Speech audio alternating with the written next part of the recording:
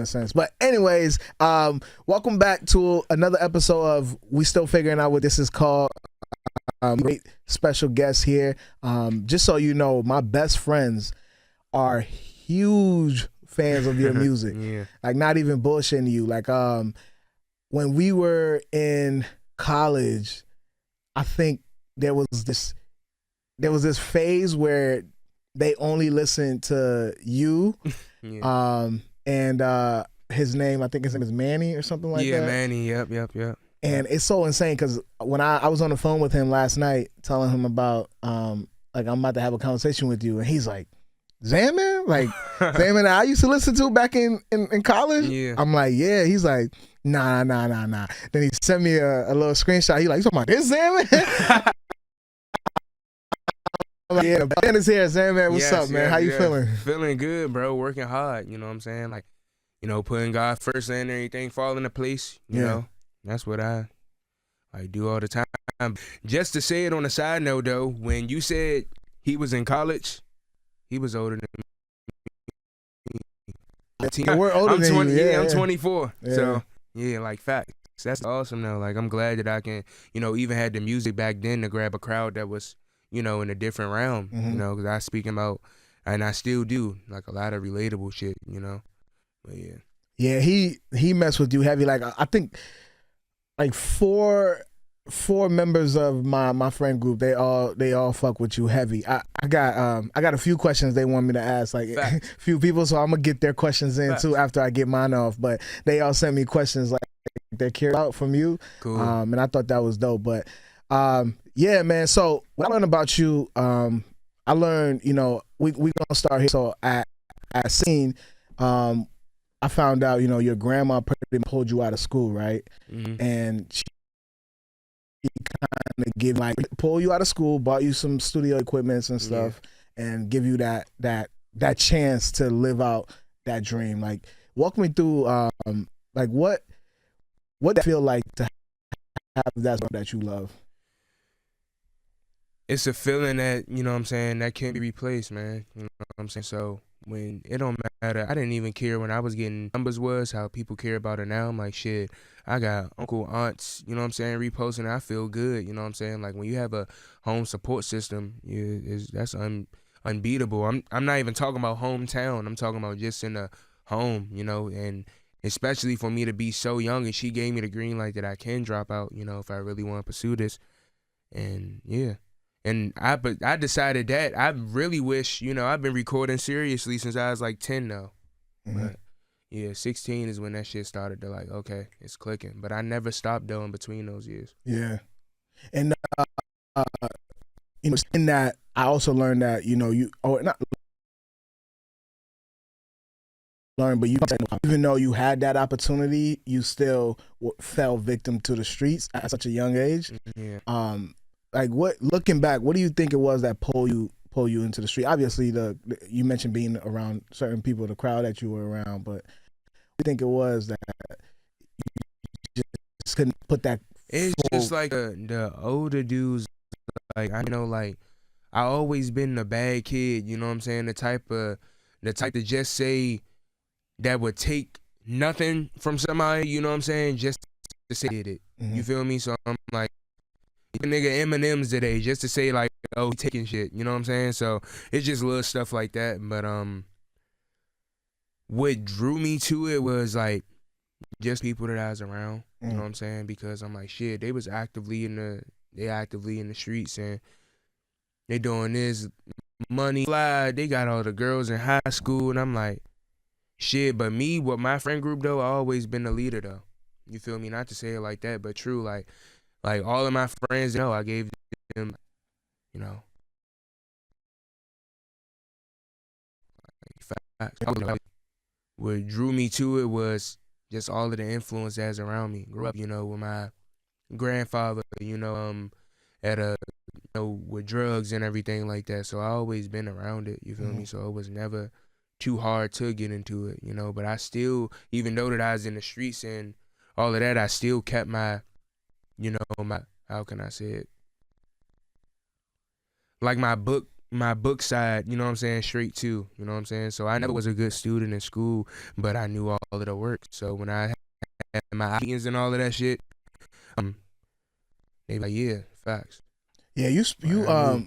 watching a lot of your interviews, you sound very very intelligent. Do you read? Do you read? Yeah. I be fucking with like urban novels and shit like that. Okay. And I started reading heavy first when it came to when I got locked up. Mm-hmm. So after I got locked up, I started reading heavy. Do you But remember the first picked I up? always knew how to read above my grade level though. Like that was never, like I always kept the books. I always loved music. Mm-hmm. So punchlines from back then, like 2007, I'm like, what does Lil Wayne mean? Like, what does this correlate to? And then I'm really studying. I'm real dictionary, encyclopedia, like, so fast. You remember the first book you read when you were locked up? I don't. I know it was an urban novel. It was probably The Cartel. Okay. Everybody know about the Cartel books if you've been up the road or, you know what I'm Yeah. saying, shit like that. Like, yeah, it's one of the volume one of them.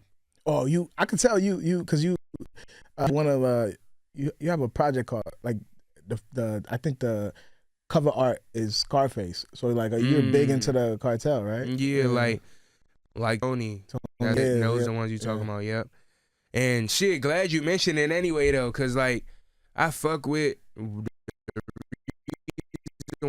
because the reason why I say like Tony is because even though Tony, from the movie and shit, he took over and did all of that, but he did it alone. No matter if he took off the plug, no matter how he did it with no shortcuts. He started off in the kitchen, but like he did it by himself, and to take us way up to the top. That's the reason why. And I was saying that back then, you feel me, like 2014, 15. So yeah, that's so interesting. I was actually doing an interview 2 days ago with this is called Protect.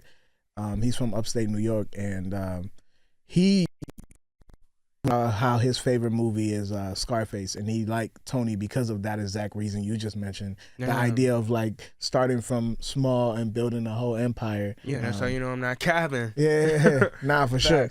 So, you're doing music, you're starting to blow up.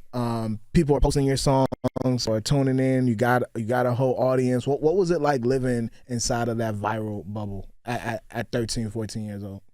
It really didn't start that. It started in like school, you know what I'm saying? So really when I got into like the 9th, 10th grade, you know what I'm saying? Like leading into there, like people was gonna, bro, I know you in real life, like what the fuck, like my little sister listening to you know what I'm saying? That's when I was only getting like a couple hundred streams, like 200, 300, as consistent, like, so. But to answer your question, yeah, I guess that is. I guess that is answering your question. Yeah, no, for sure. And then when that But this is what I meant to say. I really didn't live in the viral moment because I was experiencing the fame, but when I'm talking about to the point when I was reaching that 25, 30,000, I was locked up the whole time. So it's just I really didn't experience it until I came home, and I'm like, oh shit, I really am, you know what I'm saying? When my family been telling me over the phone, like, this shit really happened. So to the point where a label can reach out to me, I never felt that until I came home. Oh wow, I wasn't even aware of that. So you were locked up as things were bubbling and stuff. Yeah, people didn't even know because I was so consistent. So I had everything on tuck, and I was still getting my cousins, to drop the music for me while I was locked up. Hey, upload this on DistroKid, is doing, I'm telling my cousins, hey, this for January, I'm telling them the track list. I remember. So were you aware that you were going to be locked up, kind of recorded so much music? Hell nah. I dropped the tape. He's an active person. Yeah. Okay. I dropped the tape every month for that whole year straight. October, maybe around September, October when it started, and then I told him drop the tape in January. That was the one that all had Gucci Down, Midnight, and Point on it, which is, you know what I'm saying, some of the ones that really got people drawn in. So Mm-hmm. yeah. And now, I'm glad you mentioned that, because another question I wanted to ask you is, did you ever feel like you were dropping too fast, or do you feel like that was part of your identity? I feel like that's what made the people like me, because like I even built it, and it's like whatever the fans' favorite was, I hit the Xan draws, I go here, go there, shoot the back to like Tony friends, like whatever they feeling. Time building my core fan base, and it wasn't intentional. Like I said, that's why I feel like that I took a hardship at a point in time. You feel me? Because back then I wasn't thinking about the dropping music. You know what I'm saying? I was just like, bro, I'm dropping music. This is what I do. Now I'm back in that mode again. You feel me? So then it was just like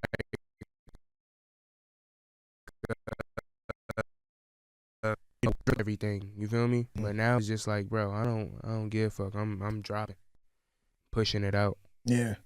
Now, I'm always curious about the highs and lows with artists, because I feel like at one moment it feels like the world loves you, and then the next it's like that. I think the only artist who's ever not experienced that probably Drake, where it's like, well, he might be experiencing it, but I feel like for a long time it was just like everybody loved this guy for forever on top. Yeah. But I think every artist go through a phase where the world loves you, and then the next person in turn to get their love. So go through that. When you went through that phase, did you feel like the industry forgot about you, or do you feel like you personally stepped back from music a little?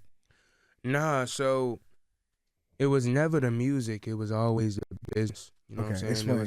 It was never the music, you know what I'm saying? Every time that I do drop, it'd be like, damn, bro, like for the people who know, it's just like I'm up, you know what I'm saying? So business I did, a lot back then. So just a lot bad business, you feel me? Like labels, people. So it's just like the music is on the only thing. Yeah. So I never went through that phase of like everybody hating. You know what I'm saying? I never really had that. Like I never got like death threat, jinxing myself, but like never really. It's always been a lot of support. But I'm never in shit. You know that I got going on. The internet don't know, and the internet won't know. So that's how I like to, keep shit. I never mix the business with personal. You will never see me on my story, man, fuck these hoes, or these niggas ain't doing this. I pop my shit here, but I do it for me, for the people to see, not for to do it to make them feel less than I. Like, I don't roll like that. I don't give a fuck about a nigga that much to be, doing that. What was it specifically about the business, if you don't mind, if that was hindering you at the time? Not having representation in front of me, signing deals without getting like lawyers. At the time, my lawyers was telling me just the money that I was getting. They're like, hey, we have Z for you. We can get you 120K for these. I'm like, damn, that's a contract. I'm making this sign it. And I was doing that with a lot of non-exclusive and independent labels too, like from a lot of them. So and just doing a lot of one-off deals, like, but that was watering down the brand. You feel me? Industry talks. It's not that big. So the industry not, bro. So what learned from that experience? Shit, bro. It's something that I would never do again, or a space that I never go back to in my life ever. You know what I'm saying? Like, I learned a lot from doing business with a lot of people, especially when it's wrong or without even looking into things. You know what I'm saying? It's just a bunch of factors, but whatever it was, it resulted in happening. So I was like, man, when you look at the DMV rappers, I feel like your name comes into that a lot. Like instantly, of course, because of what you've done. But and you were doing that at such a young age. Yeah. Like where when people tell that story, where do you want your name to fit in? Like how do you want that conversation to be had about not Damn Man, I'm sorry, XanMan and the DMV and you just being amongst those DMV rappers? Like, I want my name to come up how I already come up. You know what I'm saying? Like, I can really rap. You know what I'm saying? Got the bars who, can sing as good as he do this and that fly nigga, whatever. Like I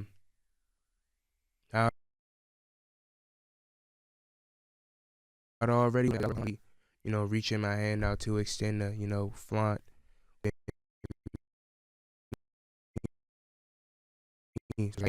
Whatever I'm doing, like that's no that shit. Yeah. I never do nothing to draw attention to myself, good or bad publicity to, purposely. Like never the internet guy. And speaking of on Time Heals on your new tape, and right. The ones I love, but they don't pick up the phone. Obviously, when you wrote that, I was probably relationships that you feel like don't benefit you anymore.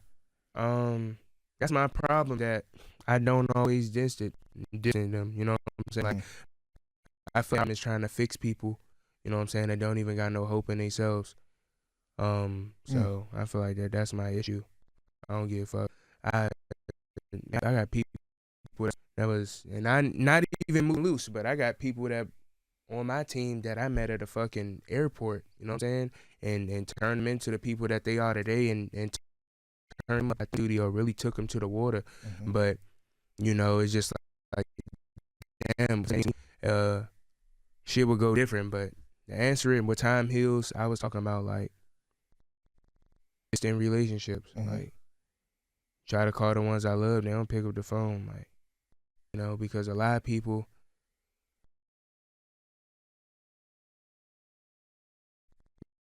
a lot of people, we all experienced it. No, you know what I'm saying? A lot of people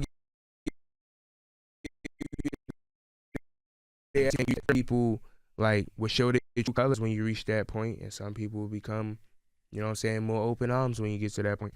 But it's just like when I was trying to, like even when it come to family, bro, like I always stayed out the way, fool. When everybody was went to just want in the basement in the studio all day, like he don't want, you know what I'm saying? Like they always, I was always towards that. She never, like my three moms, my grandmother, my mom, and my great grandmother, like. So how do you deal with my hearts? How do you deal with that when people aren't picking up the phone? They're and they're not there for you. Like how do you? It's all about like distancing yourself, but do you verbalize that to them, or do you just get out? I used to, you know what I'm saying, but it's just like at the same time, I'm not trying to extend my hand to help nobody or chase around trying to help somebody, or to even for them to give me a call to see how I'm doing. I changed my number a bunch of different factors to fall like, and I'm not going like that. I'm the best communicator either, because I'm not. So it's just like, it just all fall in the hand, bro. Like I said, when somebody don't come handle it, it's just like shit. That's why I say it's a problem, bro, because I might still help them just because I can help myself more than they can help this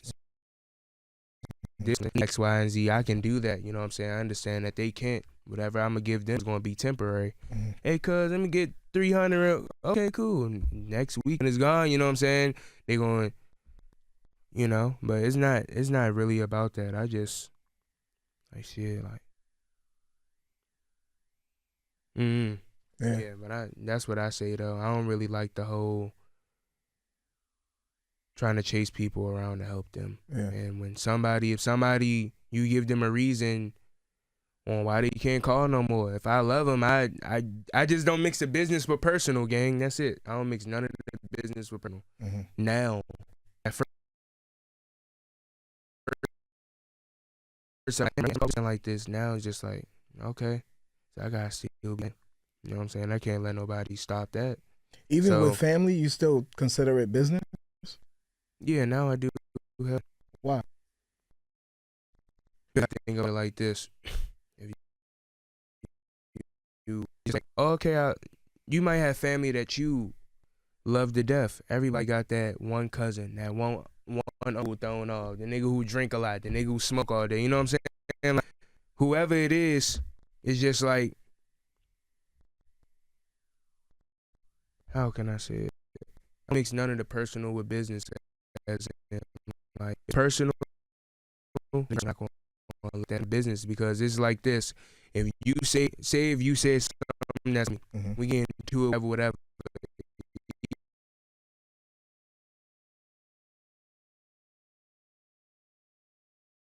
Even if we argument at first, the man is, you know what I'm saying? Like, if I'm having a sad day at home, I'm gonna have a sad day on because I ain't post today because I didn't get on TikTok because I couldn't find the time to because I'm arguing with my cousin or X, Y, and Z who got way less to lose. You know what I'm saying? Yeah. So it's just like I never mix the business with personal. If he like, man, fuck you, nigga, or I love you, nigga's gonna be the same energy. I'm gonna keep it the same. I love you to death. We cool. We here. If you want to come around, I made a mistake again that I did previously. No problem. And a lot of people can't accept. A lot of people can't. A lot of people can't take it. First, I couldn't. Yeah. Like even with my manager, bro. Sure, like even with my manager, like with prayers, it'd be the biggest shit going on. He act like it's normal day. Yeah, did you post? I'm like, bruh. Like, just shit like that. I'm like, bruh, like, it's a sad day. I'm arguing with my girl. Like, he like, what that got to do with any of the songs you made, the studio time to do? And then when business slow down, what is that? Who that fall back on? Yep. Me, and that will fall back on the household even more. You know what I'm saying? So it's just like, nah, I can't mix the business with personal. Nothing personal, I deal with it. You know, like it still be all love, but I can't let that shit hinder me or hold me back. Nah. I feel like that's a great mindset to. I also think people might perceive that as like to use album title, but like Ice Cold.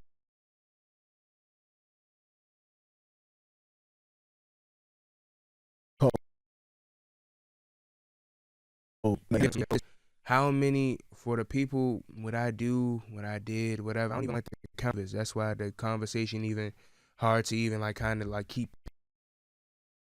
It's like if I'm willing to do something, I never say no, even if I'm delayed to do it. You know what I'm saying? Like my family know this, like, but even people in general, they always know that I'm delayed. I be timely sometimes, so it's just like it's not being cold, but in a position, food, I know I wouldn't see nothing out of theirs, and I know that. You feel me? So it's just like if I'm cool with that, why can't you be? And you was in my position or anything else, I'm just like, gang, you say it's cool. You say once you get $1 million, that you'll give your family 500,000.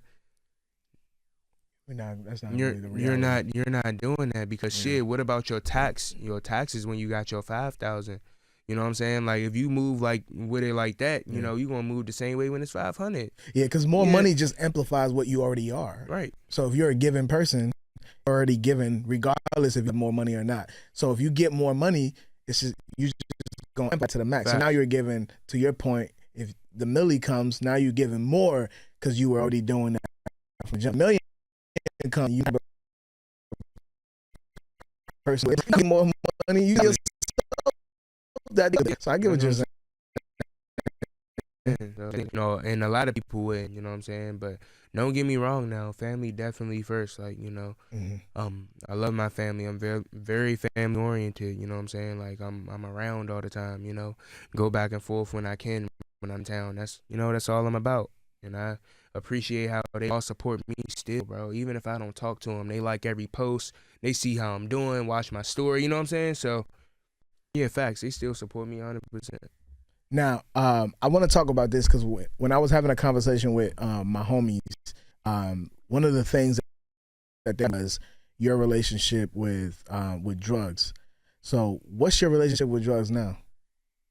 Because I'm asking that because also on Time Heals, you mentioned pouring, 9 Seal early in the morning. So to me, that sounds like a very committed relationship. But that might be a controversial, you know what I'm saying, title, or like, because time heals. It can mean like, that's all shit I've been through. I don't think time heals, but at the same time, you gotta think about it like this. I'm sober now. So yeah, I smoke here and there. You know, I smoke. I sipping in a drink, like, had to kick the cup. You know what I'm saying? And it wasn't working in my favor when it comes to my work ethic. You know what I'm saying? Like, you know, all of that shit. Angry when I don't got it. I'm angry when there's a drought on it. I don't get, you know what I'm saying? Like, yeah, fuck that. It's chasing the wrong shit that don't even matter at the end of the day. Do you remember when you realized that it was disruptive to just your life personally, but professionally? You said, do I think it was like affecting my life personally as well as, yeah, Professionally. that's what I told you. I'm very, if I don't got it right, super upset. I'm livid. If I don't got it, wake up to it. It's not around, plug, you know what I'm saying, whatever. Oh yeah.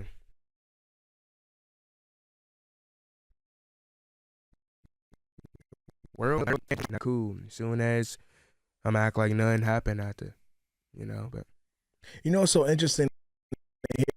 You said before that you were an angry person. Yeah. So did it calm you down? Was that what it was? It calmed me down when I got it. It was like withdrawal, you know. Some else get mad when they don't got drink, you know what I'm saying? You know, like pills, they have a different effect on you than the drink. You might be angry, it can affect mood swings. Like I had a lot of stomach problems, I was vomiting. Like I was on a clean journey and like to the gym, all of that shit. So would you describe that as one of the ways you felt like you were in the way of yourself to kind of bring parallel to the album? Yeah, I mean, like I say though, we're all our biggest critic. It don't matter what I say right here, what you say right here, anybody. We're all we all get the final say, man. So we all get the final say. So, I feel that that's what I say in a way of myself. Then that's the reason why I say it, because we all in a way of ourselves at the end of the day, in some type of way. Because there's some things that you made a decision on that we all did that we felt 100% right about. We like, damn. Or it's a lot that we've been right about. Or what happened, we was and it's like a kind of like circle of life type of thing, you know, because we get the finals on whatever that we do with our lives. What are other ways right now you feel like you're in the way of other things that you're doing? Like it was just more from supposed to be music was affecting the music. You feel me? Was affecting the brand, was affecting the people. Not, you know what I'm saying? So it's just like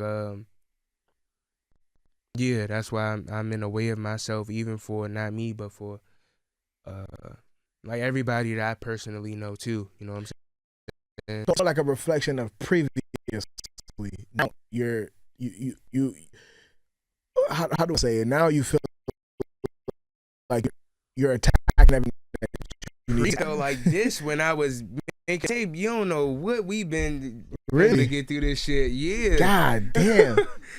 Yeah. You don't know what, I was feeling like this making an album. Man, this shit came talk to from me then. What was your mind? What was going on? Like it really just came from the heart. I was just in a place where, you know, prayers is like, bro, don't give up. Don't look at numbers. Whatever. Like, just keep going. You're gonna see. It's gonna happen. I'm like, no, you feel me? Because I'm thinking that since I'm living a lifestyle, like I said this before in an interview, like recently, I'm thinking that since I'm living a lifestyle of the rappers who got everything in the cars and the PJ clothes, all of the fly shit, that I'm living my dream. That prayer snapped me out of it. He like, bro, this, you dreamed about being in the hot tub with the hose or in the Lambos, or you dreamed about, you know what I'm saying, music. And I had to really, like, you know what I'm saying, like really reflect. Like, I was doing something. He brought me to back to reality. He like, no, this is doing. And I'm like, that how everything else looking. You know what I'm saying? Like, wow. So I had to realize. I thought people go through that.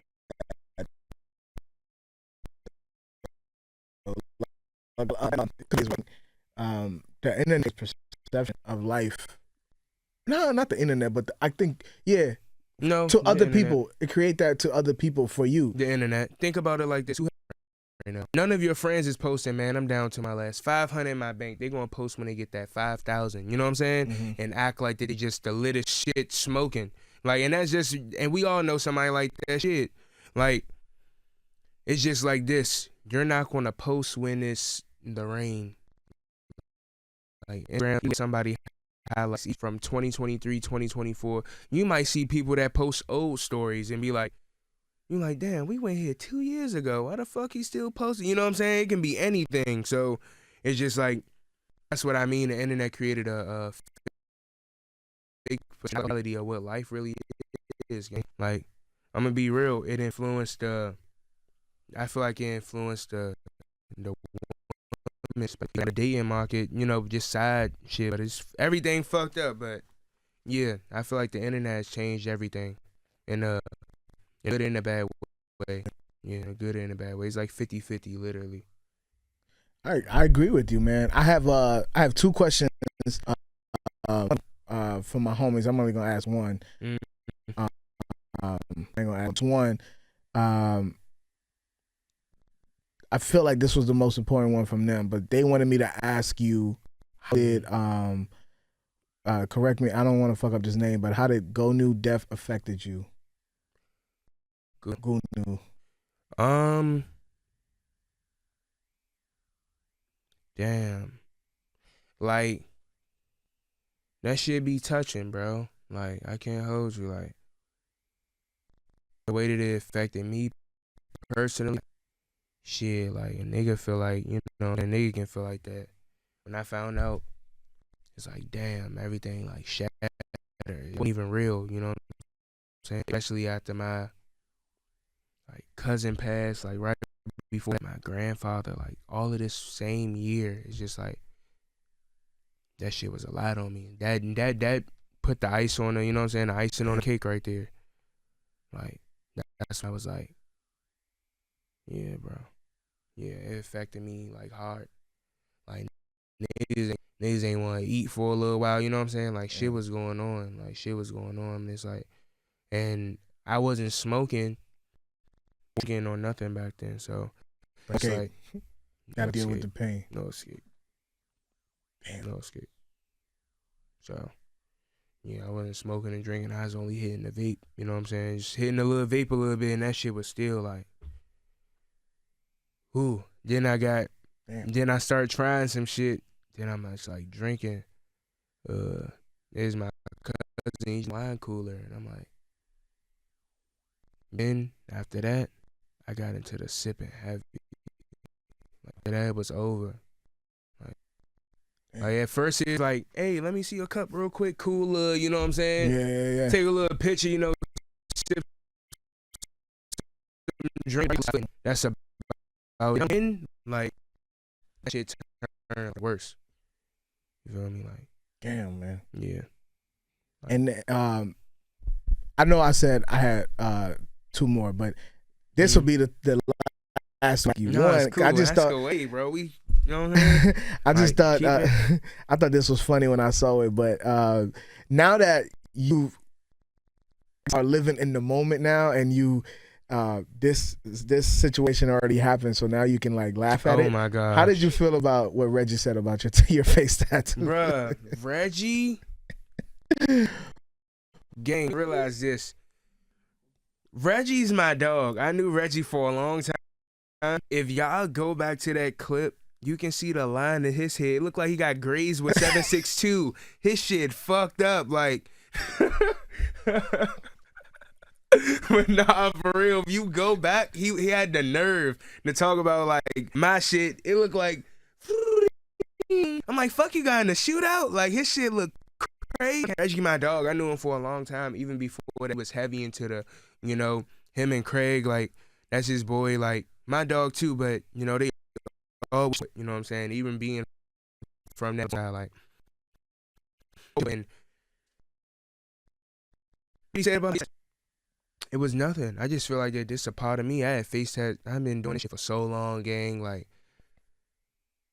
my face tattoos. I don't got no. I ain't gonna get no more. Though. It's enough. It's enough to see, but it ain't doing too much. Mm-hmm. I'm glad I didn't get my first face. My first face tattoo that I was about to get was a person face over mine. Yeah, I was gonna get my whole face, all my first face tattoo. What made you? What made? Oh, yeah. The Diablo. Yeah, that nigga. Yep. So that's where I got it from now. Nah, that's tough, man. I mean, I think that would have been tough. I don't know. Nah, that would have been crazy, gang. You can't lie. As a rapper, it would have been tough. That shit, it don't work with nobody. You gotta clean up eventually. Yeah. Think about it like this. It don't matter how big of a artist he is. Or they are, whoever, like cut the face tats, you know what I'm saying, at a certain, like, never really seen Lil Wayne Super Bowl commercial or Target, you know what I'm saying?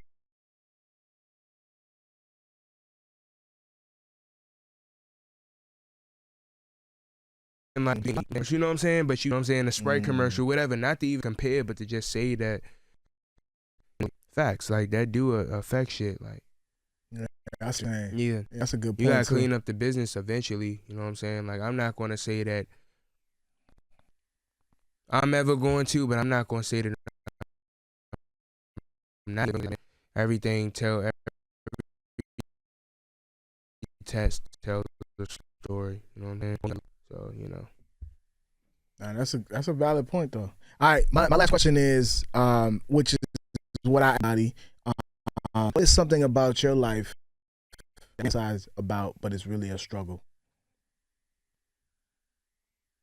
It's so many problems. You know what I'm saying? It's just like this. The reason why I say the word about he had a bike. It's a guy with a bike. Who had a car. It's a guy with a supercar wishing he had a muscle car. It's a guy with a it just go in the same thing. You know what I'm saying? So it's just like keep talking. I'm gonna read you. I'm gonna pull it up. It's crazy. I had it pulled up. I wanted to read it, but I'm gonna read this quote to you before we end. Cool. And then I was just like, I deal with like a lot of like,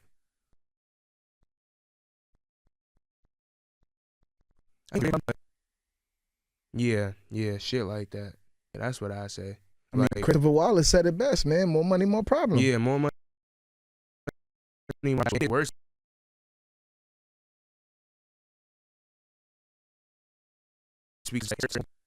Most people probably will be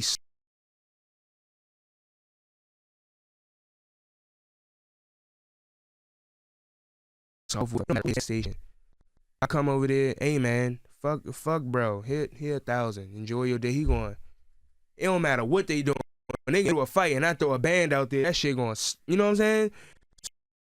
So it's like, I deal with like different problems now, but yeah, but I ain't gonna say that it's a struggle neither, but it got its ups and downs and everything, you know, just like the life. I ain't gonna say that just because I'm comfortable still.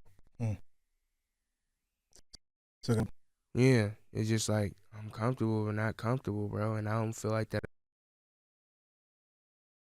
I got the same 24 hours. What the fuck am I gonna do with it? Nigga, I work. You know what I'm saying? I ain't 24 as Jeff Bezos. Even when it comes from an outside of music standpoint, like, I gotta keep working. I'd probably never be comfortable. You know what I'm saying? We gonna scale it to where I go. So I like that, man. In the Way of Myself is out August 8th. Make sure y'all get that. I want to read this quote. 12th. August 12th, my bad. Yesterday was the 8th. My bad. Oh man, a lot going on. August 12th. That is, what a tired from work you once begged the universe for. What a by growth you used to dream. What a challenged by a life you created on purpose. What a privilege to outgrow things you. And I think because shit, there's nothing that I learned like so much game, bro, that that quote is definitely like shit. Going through everything to just get to that other side, you know, like that shit hard. Yeah. Yeah, man. In the Way of Myself.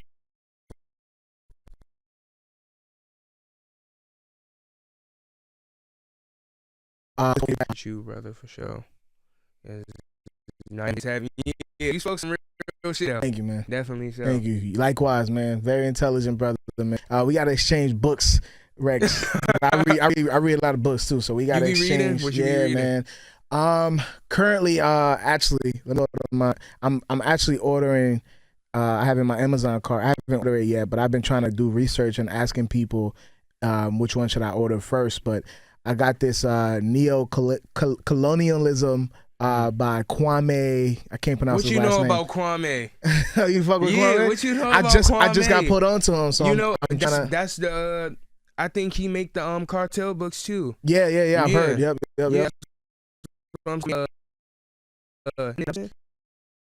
I just got onto. I'm trying to get that book, and then another one is Write What I Like by Steve Biko. Yeah. Biko. Steve Biko. Those two, but one of those so I could read it. I just finished a Mel Robbins a few months ago. Oh, yeah. I was reading one by Stephen King. I haven't finished it yet. I was reading one by Stephen King about this boat. I forgot. Yeah, it's about this boat, but it's crazy. I like Stephen King's Love King. Yeah,